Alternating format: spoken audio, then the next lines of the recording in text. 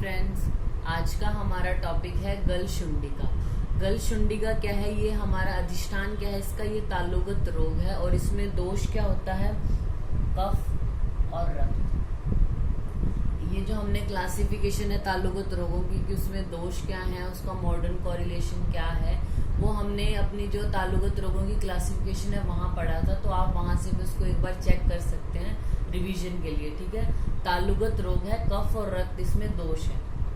फिर क्या है, जब हम डेफिनेशन पढ़ते हैं, अगर आप श्लोक कर सकते हैं याद, तो आप सुश्रुत जो निदान स्थान है उसका जो अंतिम अध्याय है 16वां, वहां से इसका पूरा श्लोक देख सकते हैं। लेकिन कुछ ऐसे होते हैं स्टूडेंट जो सिर्फ कुछ फ्रेजेस ही याद कर पाते हैं, तो ये याद कर सकते हैं आप, धमात बस्ती प्रकाश है, यानी इसका पूरा श्लोक में बोलती हूँ क्या है, श्लेष्म अस्रिकाभ्याम यानी कफ और रक्त से तालु मूलात यानी तालु के मूल में प्रवृद्धो बढ़ने वाला, दीर्घ शोफो धमात बस्ती प्रकाश है। धमात बस्ती प्रकाश है यानी बस्ती के स्वरूप का जो है वो शोध हो जाता है।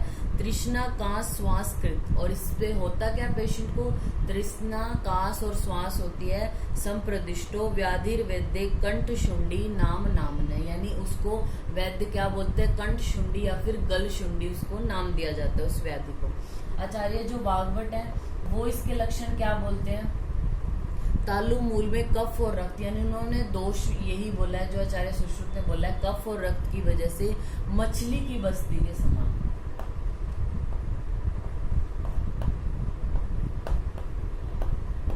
आचार्य जो सुश्रुत है उन्होंने सिर्फ बोला था कि बस्ती के समान, यानी बस्ती के स्वरूप का जो शोध है वो है गलशुंडी।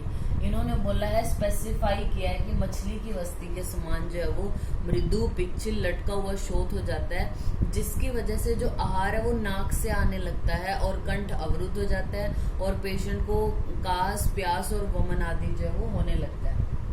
फिर आते हैं हम इसके ट्रीटमेंट पर। जो आचार्य सुश्रुत है उन्होंने इसके लिए क्या बोला है, छेदन कर।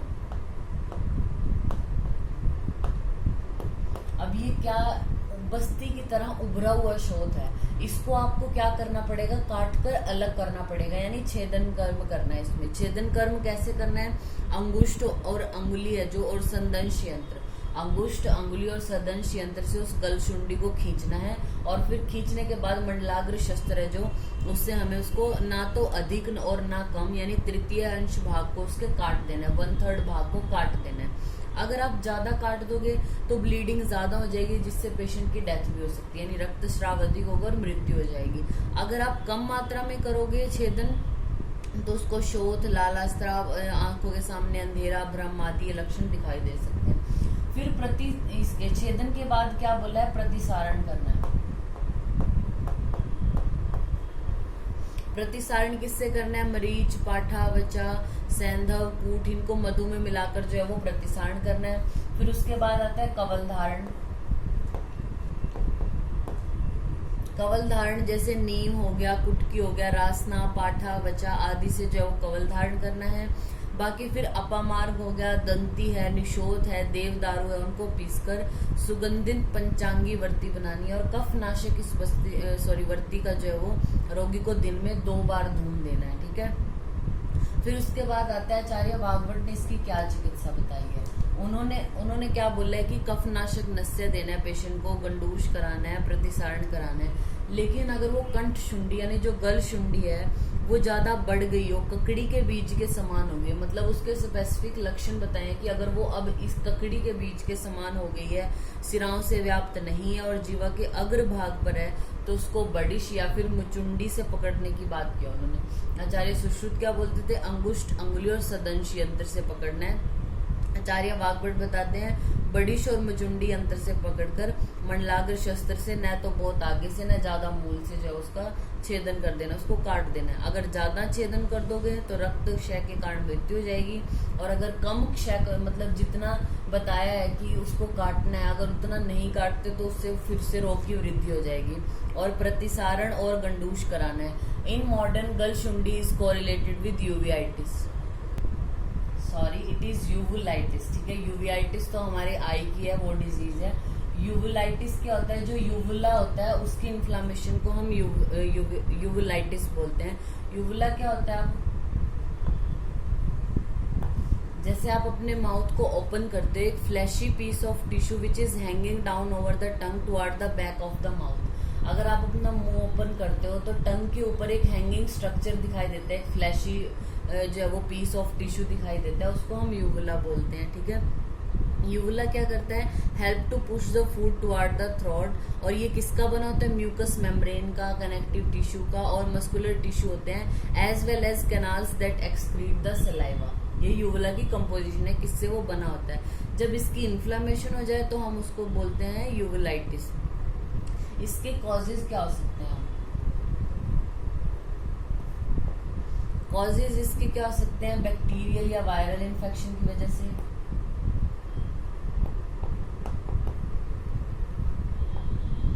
दूसरा क्या हो सकता है, इन्वायरमेंटल कॉजेज भी हो सकते हैं। इन्वायरमेंटल या फिर जो लाइफस्टाइल फैक्टर्स हैं,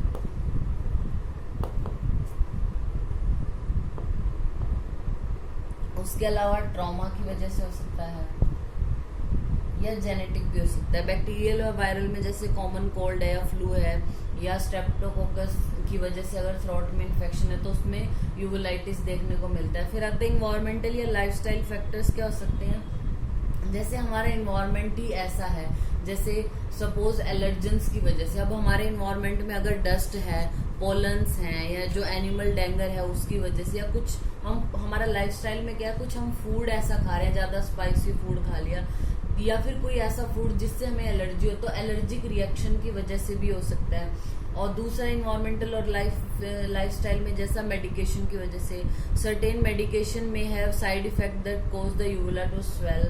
और फिर डिहाइड्रेशन की वजह से, अगर हमारे अंदर जितना फ्लूइड होना चाहिए उतना ना हो हमारी बॉडी में, तो उसकी वजह से भी जो यूवुला है उसकी इन्फ्लामेशन हो सकती है। या केमिकल्स की वजह से हो सकता है, जैसे टोबैको या फिर सिगरेट स्मोकिंग जो करते हैं उनमें। फिर आता है ट्रॉमा की वजह से, ट्रॉमा में आता है GERD, मतलब गैस्ट्रोइसोफेजियल रिफ्लक्स डिजीज जो है उसकी वजह से हो सकता है। या फिर टॉन्सिलेक्टमी जो हमने किया, यानी टॉन्सिल को रिमूव करने के लिए जो सर्जरी हम करते हैं, उसके एक तरह से पोस्ट ऑपरेटिव कॉम्प्लिकेशन के रूप में देखने को मिल सकता है यूवुलाइटिस। अदर रिस्क फैक्टर इसके क्या हो सकते हैं, जिनका वीक इम्यून सिस्टम हो या एलर्जीज जिसको वो ज्यादा रहती है उसको ये होने के चांसेस होते हैं। फिर आता है sign and symptoms. Sign and symptom में क्या होगा, ब्रीदिंग में प्रॉब्लम होगी, सोर थ्रोट होगा पेशेंट को, स्वॉलन टॉन्सिल्स भी हो सकते हैं, एक्सेसिव सलाइवा आ सकता है, फीवर, पेन हो सकता है, पेनफुल स्वेलिंग होगी और ईचिंग और बर्निंग सेंसेशन हो सकती है।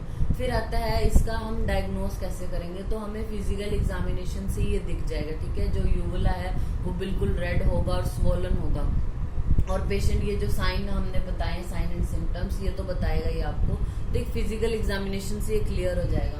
फिर आता है इसका ट्रीटमेंट। ट्रीटमेंट क्या करना है, अकॉर्डिंग टू कॉज। अगर ये बैक्टीरियल या वायरल की वजह से है तो एंटीबायोटिक या एंटीवायरल हमें पेशेंट को देनी है।